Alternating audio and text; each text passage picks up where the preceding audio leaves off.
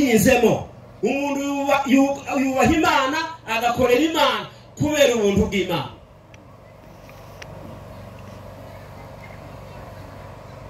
Amen.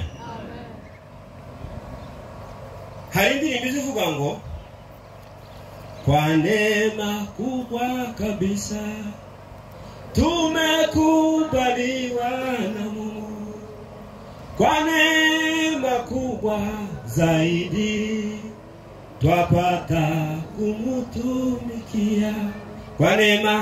Kwa neema kubwa kabisa tumekubaliwa na Mungu, kwa neema kubwa zaidi twapata kumutumikia.